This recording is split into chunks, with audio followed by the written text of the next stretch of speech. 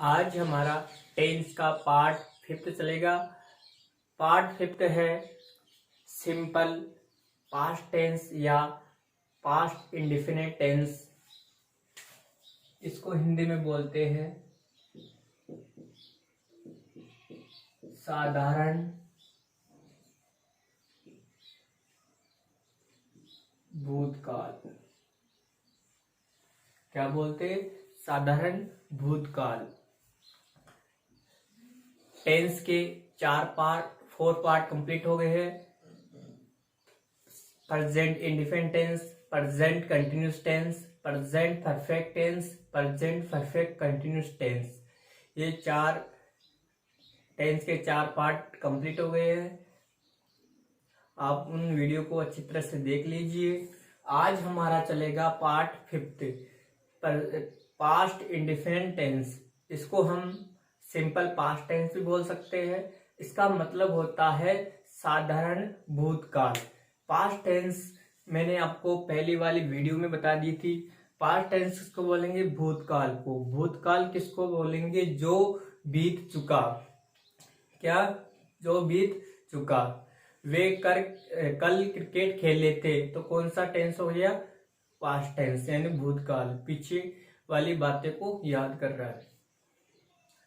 कल राम जयपुर जा रहा था। कल राम जयपुर जा रहा था तो कौन सा टेंस हो गया? भूतकाल।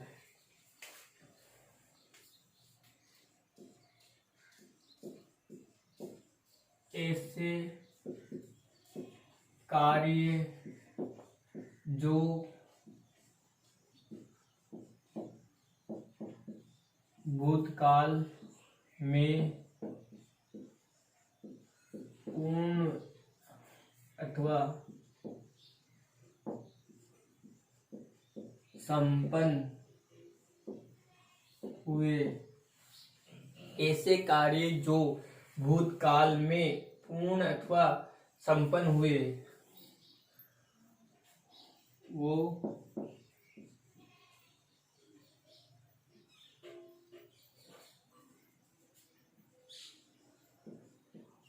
भूतकाल कहलाता है। क्या? ऐसे कार्य जो भूतकाल में पूर्ण या संपन्न हुए वो क्या कहलाते हैं? भूतकाल। अब इसकी पहचान।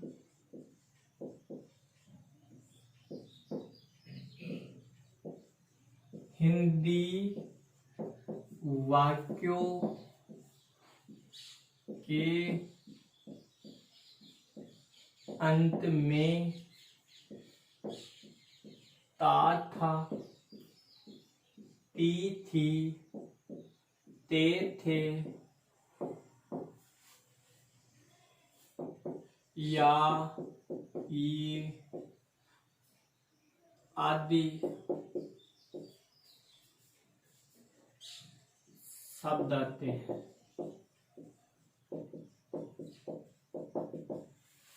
हाँ, हिंदी के अंदर इसकी पहचान हुई। हिंदी वाक्यों के अंत में था, ती थी, ते थे आदि शब्द आते, जैसे खा, लिखा और खाए, या है, ये आदि शब्द आएंगे। इसका पहला सेंटेंस था पॉजिटिव। इसको हम क्या बोलते हैं? दूसरा अफर्मेटिव।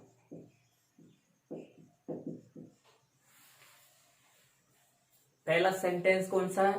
पॉजिटिव। उसको हम अफर्मेटिव भी बोल सकते हैं। सेंटेंस इसका मतलब होता है सकारात्मक वाक्य।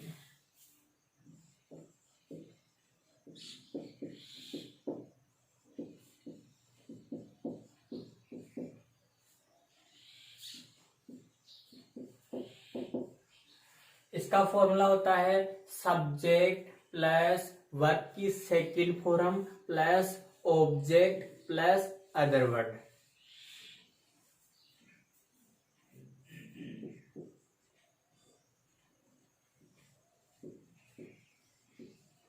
राम जयपुर जाता था। हमारा वाक्य है राम जयपुर जाता था। जयपुर कौन जाता था? राम। तो राम क्या हो गया? सब्जेक्ट, राम। फिर क्रिया क्या कर रहा है? जाना को। जाना को इंग्लिश में बोलते गो। गो क्या है? वर्ब की फर्स्ट फॉर्म। सेकंड फॉर्म है वेंट। थर्ड फॉर्म है गो, वेंट, गोन। तो यहाँ पे क्या आएगा? वेंट। ऑब्जेक्ट क्या कर्म कर रहा है? यानी जयपुर जाने का। तो गो, Ram went to Jaipur.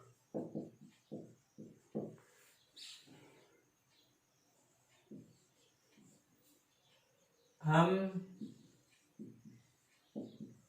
Cricket खेलते थे। हम क्रिकेट खेलते थे। यहाँ पे सब्जेक्ट क्या है? हम को इंग्लिश में बोलेंगे वी। यहाँ पे क्रिया क्या हो रही? खेलना। खेलना को इंग्लिश में बोलते हैं प्ले। प्ले की second form played. Second form और थर्ड फॉर्म इसकी सेम है, प्ले, प्लेड और प्लेड। कर्म क्या कर रहा है? क्रिकेट खेलने का। तो CRICKET। हमारा सेंटेंस हुआ वी प्लेड क्रिकेट। हम क्रिकेट खेलते थे। आप इसका स्क्रीनशॉट ले सकते हो। हमारा दूसरा सेंटेंस है नेगेटिव सेंटेंस। इसको हम बोलते हैं नकारात्मक वाक्य। इसका फॉर्मूला होगा subject plus did plus not plus verb की first form plus object plus other word. Positive sentence या अफर्मेटिव सेंटेंस में वर्ब की कौन सी फॉर्म आ रही थी? Second form. लेकिन नेगेटिव सेंटेंस में वर्ब की कौन सी फॉर्म आएगी? First form. ये हमें याद रखना है कि पास्ट इंडिफिनिट टेंस के अंदर पॉजिटिव में तो आती है सेकंड फॉर्म और बाकी के सेंटेंस में आती है फर्स्ट फॉर्म। और इसमें हेल्पिंग वर्ब क्या लगती है? डिड। अब इसमें डिड एक ही हेल्पिंग वर्ब है और पहले वाले प्रेजेंट टेंस में दो हेल्पिंग वर्ब आ रही थी, तो इसलिए हमें उनका अलग अलग प्रयोग करते थे। सिंगुलर सब्जेक्ट के साथ अलग हेल्पिंग वर्ब का प्रयोग करते थे और प्लूरल सब्जेक्ट के साथ अलग हेल्पिंग वर्ब का प्रयोग करते थे। अब इसमें एक ही हेल्पिंग वर्ब है। अब इनको सिंगुलर और प्लूरल सब्जेक्ट दोनों के साथ डिड का यानी हेल्पिंग वर्ब का प्रयोग होगा। सिंगुलर सब्जेक्ट कौन कौन से है? ही, सी, इट, वन नेम के साथ भी डिड का प्रयोग होगा। आई, वी, यू, दे नेम्स के साथ भी किसका प्रयोग होगा? डिड का प्रयोग। दोनों के साथ डिड का प्रयोग होगा, चाहे सिंगुलर सब्जेक्ट हो या प्लूरल सब्जेक्ट हो। हमारा वाक्य है राम जयपुर नहीं जाता था। मैंने आपको बताया था जब भी आप हिंदी से इंग्लिश में सेंटेंस बनाते हो तो सबसे पहले हमें टेंस की पहचान करना है कि कौन सा टेंस है। देखो बीच में नहीं आ गया, पीछे पूर्ण विराम आ गया, तो मैंने आपको बताया था कि ये कौन सा सेंटेंस है? नेगेटिव। और टेंस कौन सा है? वाक्य के अंत में क्या है? ता, था, थी, तो कौन सा है? Past indefinite tense. कौन सा है? पास्ट इंडिफिनिट टेंस यानी सिंपल पास्ट टेंस। टेंस की पहचान हो गई, सेंटेंस की पहचान हो गई, बीच में नहीं और पीछे पूर्ण विराम, तो कौन सा सेंटेंस है? Negative sentence. टेंस की पहचान हो गई, सेंटेंस की पहचान हो गई, उसके बाद में क्या करना है? हमें फॉर्मूला यूज करना है। हमें फॉर्मूला याद रहना चाहिए किसका? नेगेटिव का। Subject plus did plus not plus verb की first form plus object plus other word. अब इसमें कर्ता यानी कर्ता कौन है? जयपुर कौन नहीं जाता है? राम। तो यहाँ क्या है? Ram subject, Ram did. अब देखो सभी के साथ सिंगुलर प्लूरल के साथ दोनों के साथ क्या आएगा? डिड। फिर क्या है? नोट। नोट हमेशा कौन से स्थान पे आता है? तीसरे स्थान पे। राम डिड नोट, क्रिया क्या कर रहा है? जाना। जाना को इंग्लिश में क्या बोलते हैं? गो। गो की कौन सी फॉर्म आएगी? First form. Did not go to school, sorry Jaipur. हमारा सेंटेंस हुआ Ram did not go to Jaipur. अगला है हम क्रिकेट नहीं खेलते थे। वी डिड नॉट प्ले और क्रिकेट। समझ में आ गई?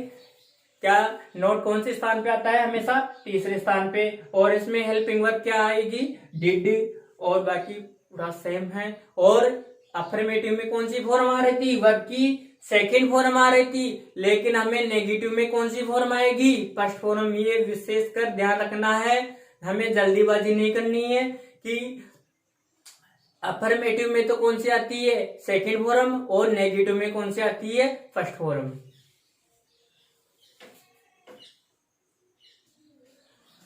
तीसरा सेंटेंस है इंट्रोगेटिव सेंटेंस। इसका मतलब होता है प्रश्नवाचक वाक्य। इसका फॉर्मूला है, अब इसमें इंट्रोगेटिव सेंटेंस में हेल्पिंग वर्ब कहाँ आती है? आगे। Did plus subject plus verb की first form plus object plus other word plus question mark. हमारा पहला वाक्य है क्या वे फुटबॉल खेले? तो सबसे पहले हमें ये देखना है कौन सा टेंस है। खेले, वे क्या वे फुटबॉल खेले? तो भूतकाल की बात कर रहा है, तो कौन सा है? कौन सा है? Past indefinite tense. टेंस की पहचान हो गई क्लियर। फिर उसके बाद में कौन सा सेंटेंस है? देखो आगे क्या आ रहा है और पीछे क्वेश्चन मार्क आ रहा है। तो कौन सा सेंटेंस है? Interrogative sentence. कौन सा है? Interrogative sentence. सेंटेंस की पहचान होने के बाद में हमें फॉर्मूला याद रहना चाहिए इंट्रोगेटिव का। अब इसमें क्या है आगे? Helping verb. हेल्पिंग वर्ब किसके अनुसार लगती है? सब्जेक्ट के अनुसार। अब यहाँ पे एक ही हेल्पिंग वर्ब है, सभी के साथ क्या लगेगा? डिड। यहाँ पे सब्जेक्ट क्या है? वे। वे को इंग्लिश में बोलते हैं दे। दे के साथ क्या लगेगा? डिड। Did they. और वर्ब की कौन सी form? First form. Did they play football. फिर क्या है? अदर वर्ड है नहीं। फिर क्या है? Question mark. Did they play football. फिर आगे क्या वे अंगूर बेचते थे? क्या वे अंगूर बेचते थे? डिड दे सेल ग्रेप्स और question mark. Did they sell grapes, क्या वे अंगूर बेचते थे? और लास्ट में क्या लिखना है? Question mark. क्वेश्चन मार्क का विशेषकर ध्यान रखना है।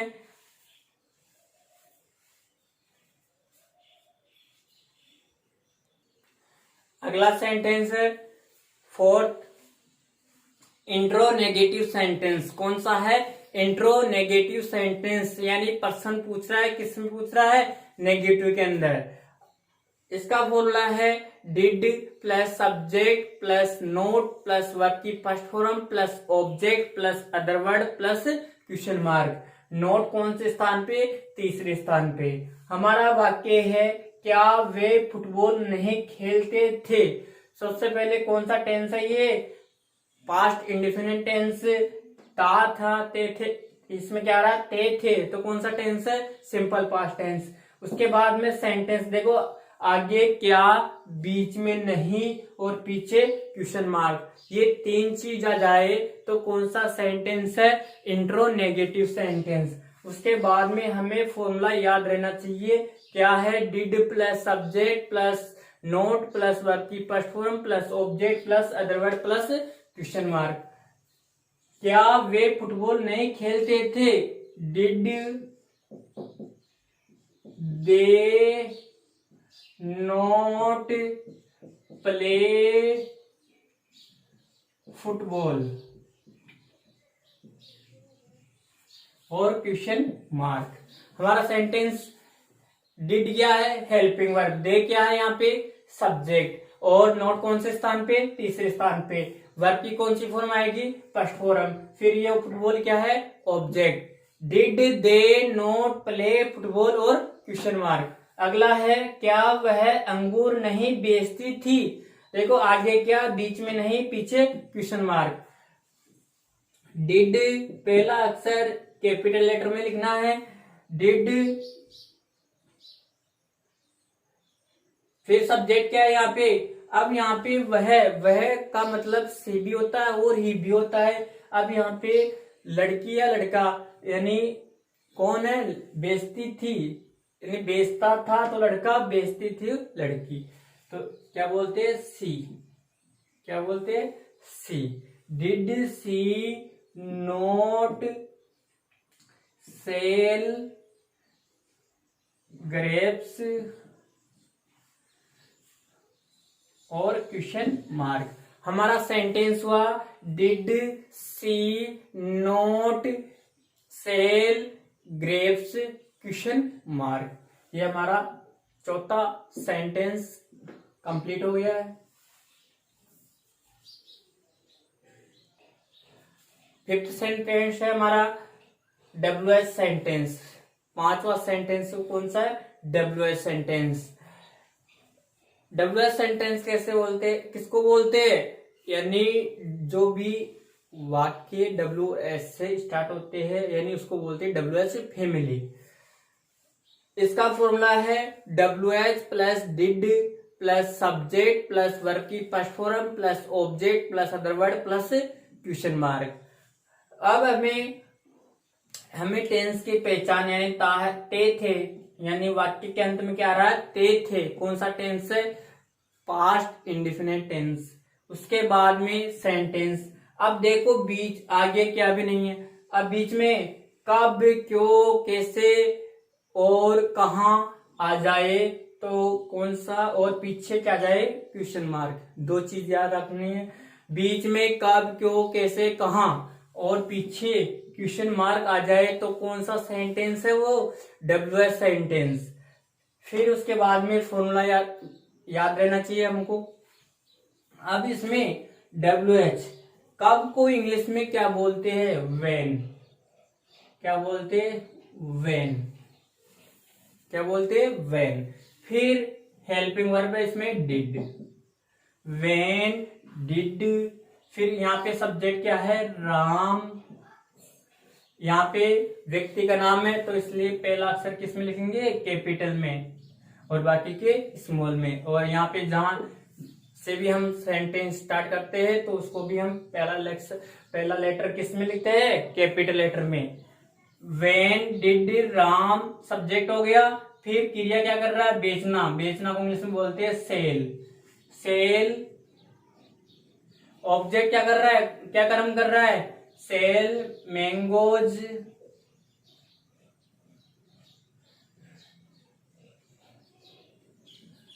Sell mangoes. फिर अदर वर्ड क्या है? कहां बेच रहा है? कहां बेचता था? फुलेरा में। इन फुलेरा। फिर क्या है लास्ट में? Question mark. तो हमारा सेंटेंस क्या हुआ? When did Ram sell mangoes in Phulera question mark. अगला वाक्य है वे विद्यालय में क्रिकेट क्यों खेलते थे? देखो बीच में क्यों आ गया और पीछे क्या आ गया? Question mark. तो कौन सा सेंटेंस है? WH sentence. क्यों को इंग्लिश में बोलते हैं वाई। वाई डिड दे, खेलना को इंग्लिश में क्या बोलते हैं? प्ले क्रिकेट इन, विद्यालय क्या बोलते हैं? स्कूल। इन स्कूल और क्वेश्चन मार्क। हमारा सेंटेंस हुआ वाई